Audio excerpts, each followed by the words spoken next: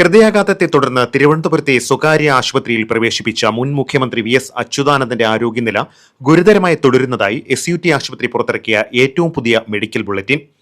V എസിനെ ചികിത്സിക്കുന്ന സ്വകാര്യ ആശുപത്രിയിൽ നിന്നുള്ള മെഡിക്കൽ സംഘത്തിന് പുറമെ സർക്കാർ നിർദ്ദേശപ്രകാരം തിരുവനന്തപുരം മെഡിക്കൽ കോളേജിൽ നിന്നും 7 സ്പെഷ്യലിസ്റ്റുകൾ അടങ്ങുന്ന വിദഗ്ധ സംഘവും ആശുപത്രിയിലെത്തി. ഇവർ വി എസിനെ പരിശോധിക്കുകയും അദ്ദേഹത്തിന് നൽകുന്ന ചികിത്സ വിലയിരുത്തുകയും ചെയ്തു. ഹൃദയാഘാതത്തെ തുടർന്ന് കഴിഞ്ഞ തിങ്കളാഴ്ചയാണ് വി എസ് അച്യുതാനന്ദനെ പട്ടം SUT ആശുപത്രിയിൽ പ്രവേശിപ്പിച്ചത്. രക്തസമ്മർദ്ദവും വൃക്കകളുടെ പ്രവർത്തനവും സാധാരണ നിലയിൽ എത്തിക്കുവാനുള്ള ശ്രമം തുടരുകയാണ്. നിലവിലുള്ള ചികിത്സ തുടരുമെന്നും വെന്റിലേറ്റർ സപ്പോർട്ടും CRRTയും തുടരുമെന്നും ബുള്ളറ്റിനിൽ വ്യക്തമാക്കിയിട്ടുണ്ട്.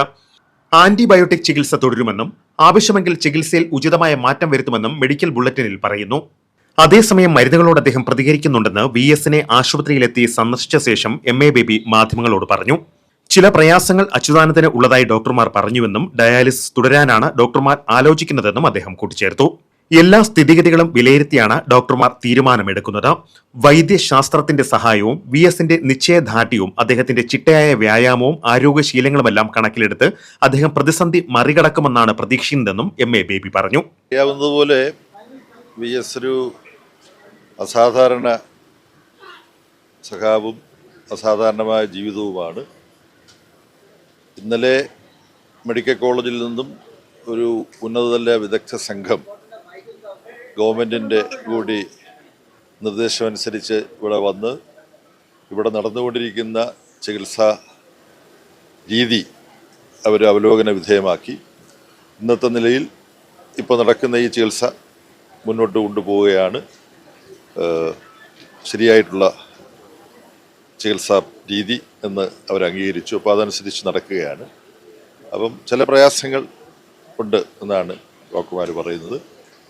എന്നാൽ മുമ്പ് പ്രത്യേക തരത്തിലുള്ള ഡയാലിസിസ്,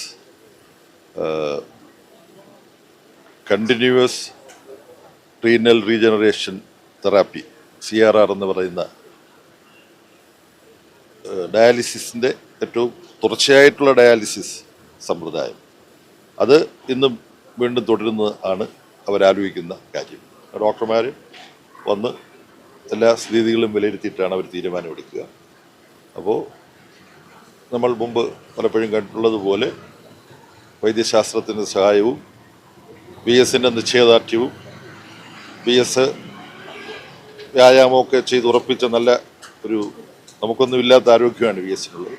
അപ്പം അതൊക്കെ കൊണ്ട് അദ്ദേഹം ഈ ആരോഗ്യ പ്രതിസന്ധിയെ മറികടക്കുമെന്നാണ് നമുക്ക് പ്രതീക്ഷിക്കാൻ കഴിയുക. എന്നാൽ